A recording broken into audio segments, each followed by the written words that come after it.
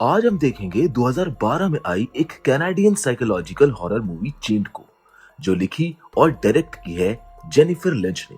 ये मूवी बाकी psychological movie से डिफरेंट है क्योंकि इसकी स्टोरी किसी भी समय पर प्रेडिक्टेबल नहीं है, जिसकी असली परतें खुलती हैं एंड में। तो आइए अब बिना किसी देरी के इस स्टोरी को शुरू करते हैं। Hollywood silver screen presenting चेंड।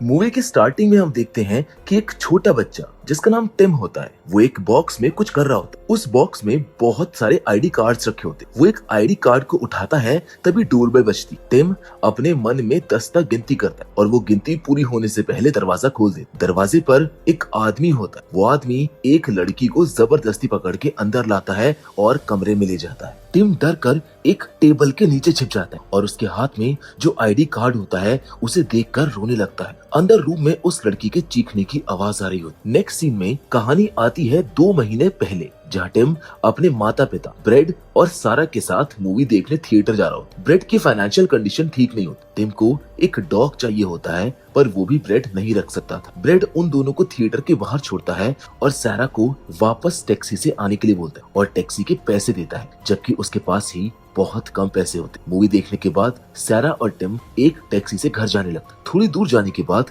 Taxi driver गलत रास्ते से जाने लगता। सारा उससे बोलती है कि ये रास्ता गलत है, पर वो ड्राइवर उनकी एक नहीं सुनता। इससे सारा और टिम दोनों डर जाते हैं। सारा मदद के लिए चिल्लाने लगती है और दरवाजे खोलने की भी कोशिश करती है, पर उनकी आवाज कोई नहीं सुनता। वो टैक्सी ड्राइवर शहर से बाहर एक घर के बाहर आकर रुकता है, जहाँ आसपास कोई नहीं होता। फिर वो ड्राइवर टैक्सी से उतरता है और सारा को मारने लगता है। वो टिम को टैक्सी में लॉक करके सारा को जबरदस्ती अपने साथ अंदर ले जाता है। टिम बस 9 साल का होता है। वो कुछ नहीं कर पाता। थोड़ी देर के बाद उसे अपनी माँ की चीख सुनाई देती। इसका मतलब था कि उस ड्राइवर ने सारा को मार दिया था। इस ड्राइवर का नाम बॉब है। ये एक सीरियल किलर है जो ऐसे ही अपनी फीमेल पैसेंजर्स को किडनैप करता है और करके उन्हें मारकर एक सीक्रेट बेसमेंट में दफना देता है। सारा को मारने के बाद बॉब टिम को घर में एक छोटे बेड पर बैठा देता है। टिम बॉब से लड़ने की कोशिश करता है। टिम चिल्ला चिल्ला कर बोल रहा होता है कि मेरे डैड तुम्हें नहीं छोड़ेंगे, पर बॉब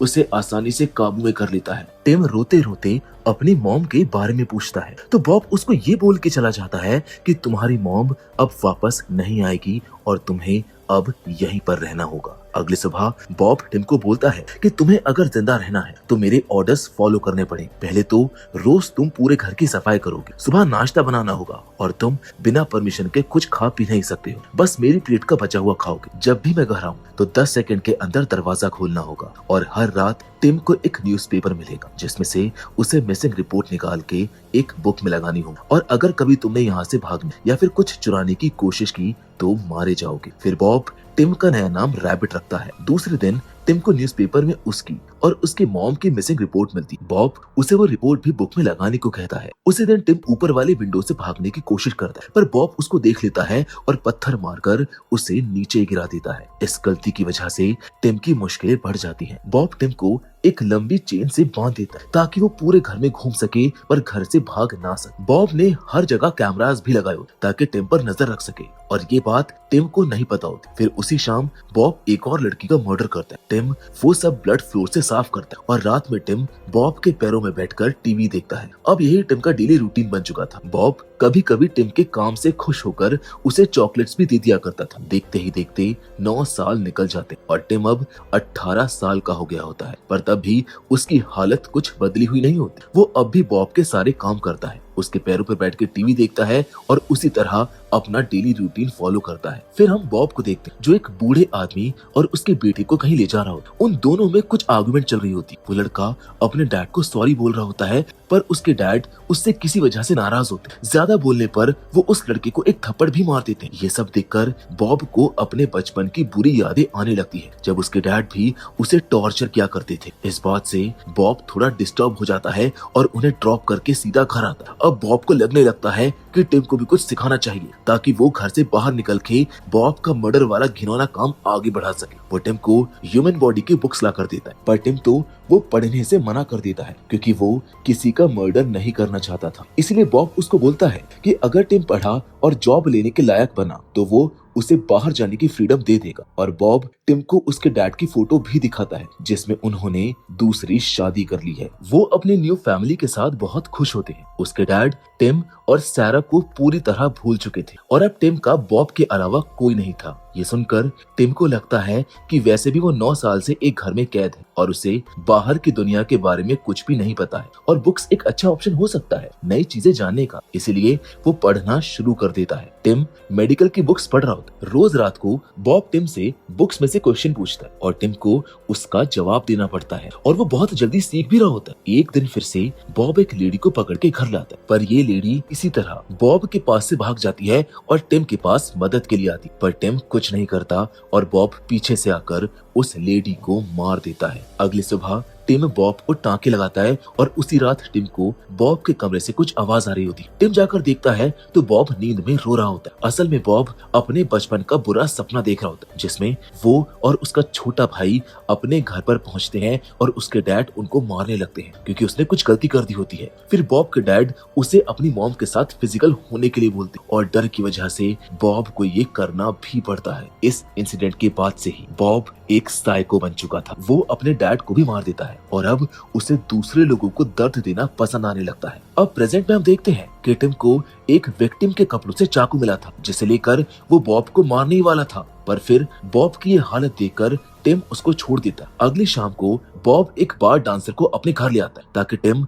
उसके साथ सेक्स कर सके, पर वो बार डांसर जिसका नाम मैरी है काफी नशे में होती और उसे टॉयलेट जाना होता। बॉब टिम को उसे टॉयलेट ले जाने को बोलता है। मैरी टॉयलेट में बस हंसती रहती है, इसलिए बॉब पीछे से आकर उसका गला काट देता है और टिम उसकी बॉडी को बेसमेंट में दफना देता है। फिर बॉब टिम को स्कूल ईयर बुक दिखाता है और अपने लिए एक लड़की चूज करने के लिए बोलता है। टिम को पता होता है कि अगर उसने किसी को चूज किया तो बॉब उसे पकड़ कर लाएगा और बाद में मार देगा, इसीलिए टिम मना कर देता है। लेकिन बॉब उसको मारने लगता है, पर थोड़ी देर के बाद उसे टिम पर दया आ जाती है। वो टिम की चेन्स भी खोल देता है और हम देखते हैं कि उन चेन्स में लॉक था ही नहीं, पर टिम ने डर से वो चेन कभी खोलने की कोशिश ही नहीं की। अब टिम घर में फ्री था और बॉब को उस पर ट्रस्ट था। फिर हम देखते हैं कि बॉब की रिकॉर्ड वाली बुक भी भर गई है और आज तक उसे पुलिस पकड़ भी नहीं पाई थी। अगले दिन बॉब नाश्ता करते करते टिम को जबरदस्ती एक लड़की चूज करने को बोलता है और टिम को ये करना पड़ता है। फिर बॉब उस लड़की को पकड़ने जाता है और शाम तक उसे पकड़कर ले भी आता है और टिम के रूम में बंद कर देता है। उस लड़की का नाम एंजी होता है। बॉब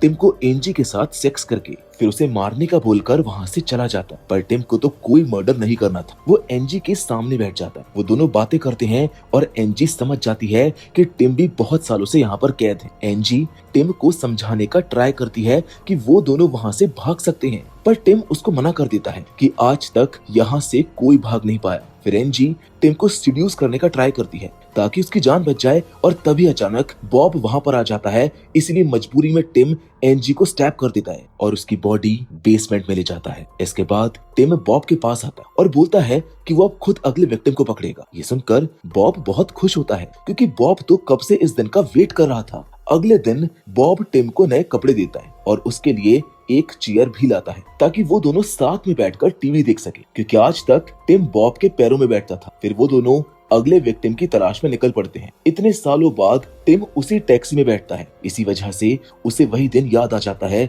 जब बॉब ने उसकी मॉम को मारा था। बॉब टिम को पूरे शहर में घुमा रहा था ताकि टिम कोई विक्टिम चूज कर पाए। टिम सभी को रिजेक्ट कर रहा था, जिसके बाद बॉब एक जगह गाड़ी रोक देता है क्योंकि उसे समझ आ जाता है कि ये सब टिम की एक चाल थी। उसने गाड़ी पर हेल्प लिखा हुआ था और उसने एंजी को भी नहीं मारा था। टिम ने उसे ऐसे स्टैब किया था ताकि उसके कोई भी ऑर्गन्स डैमेज ना हो और वो 2-3 दिन तक बच जाए, और टिम आज हेल्प लेके जाने वाला था। बॉब जल्दी से घर पहुंचता है और टिम को गराज में लॉक करके बेसमेंट में एंजी को मारने चला जाता है। वहाँ एंजी रेडी होती है और जैसे ही बॉब वहाँ पर आता है, एंजी उसके पैर पर नाइफ से कट मार देती। इतने में टिम भी वहाँ पर पहुंच जाता है और आज वो बॉब से फाइट करता है। बॉब को लगता है कि टिम उसको नहीं मारेगा क्योंकि वो उसके डैड जैसा है, पर टिम उसे मारने में 1 सेकंड भी नहीं लगाता। इस तरह टिम पर सालों का टॉर्चर खत्म हो जाता है और एंजी भी जिंदा बच जाती। अब टिम आजाद, वो अपनी लाइफ में आगे बढ़ना चाहता था। वो अपने डैड ब्रेड का न्यू एड्रेस ढूंढता है और उनसे मिलने जाता है। ब्रेड ने दूसरी शादी कर ली होती, जो एक लग्जूरियस लाइफ जी रहा होता। अब काफी देर बाद ब्रेड टिम को पहचानता है और गले लगाता है। फिर टिम ब्रेड को एक लेटर दिखाता है जो उसे बॉब के पास से मिला था। उस लेटर में टिम और सैरा को मारने का प्लान और पैसे थे। असल में ब्रेड बॉब का छोटा भाई था और ब्रेड ने अपने पैसों की प्रॉब्लम दूर करने के लिए बॉब को सैरा और टिम को मारने के लिए कहा था और उसने एक अमीर लड़की से शादी कर ली थी। ये सब सुनकर ब्रेड की नई वाइफ भी उससे डरने लगती, इसलिए ब्रेड उसे बुरी तरह से पीटने लगता है। ये देखकर टिम को बहुत गुस्सा आता है और वो अपने डैड का मर्डर कर देता है। फिर टिम की स्टेप मॉम उसकी मदद करती है और उसे वहां से भागने के लिए बोलती है। इसके बाद वो पुलिस को फोन करके बताती है कि किसी ने उसके पति ब्रेड का मर्डर कर दिया है। अब टिम के पास एक ही ठिकाना था, बॉब का घर, इसलिए वो वहीं पर पहुंच जाता है, जहां लास्ट सीन में हम देखते हैं कि टिम भी टैक्सी लेकर कहीं जा रहा होता है। इसका मतलब ये साफ है कि शायद टिम भी अब एक साइको किलर बन चुका था, जिसके साथ ये मूवी यहीं पर खत्म हो जाती है। तो दोस्तों, ये थी चेन फिल्म की पूरी कहानी, एक ऐसी साइकोलॉजिकल हॉरर फिल्म जो इंसान के दिमाग के सबसे अंधेरे कोने में झांकने पर मजबूर कर दी। इस फिल्म में सिर्फ डर नहीं बल्कि एक ऐसा दर्द भी है जो सालों की कैद और जुल्म से पैदा हुआ था। टिम की मासूमियत कैसे धीरे धीरे खत्म होती और कैसे वो अपने अंदर के दानव से लड़ते हुए खुद भी एक शिकार से शिकारी बन जाता है। यही इसका असली हॉरर था। अगर आपको ऐसी डार्क साइकोलॉजिकल कहानियां पसंद है तो इस वीडियो को लाइक जरूर करें। नीचे कमेंट करके बताएं कि आपको फिल्म का कौन सा मोमेंट सबसे ज्यादा झकझोर गया। और हाँ, ऐसी डरावनी और दिमाग को हिला देने वाली फिल्मों की कहानी जानने के लिए हमारे चैनल को सब्सक्राइब करना ना भूलें। बाकी फिलहाल तो आज की इस वीडियो में बस इतना ही, लेकिन हमेशा की तरह हम आपसे एक बार फिर से मिलेंगे, वो भी एक और नई मिस्ट्री, एक नए ट्विस्ट और एक नई स्टोरी के साथ। पर तब तक के लिए धन्यवाद।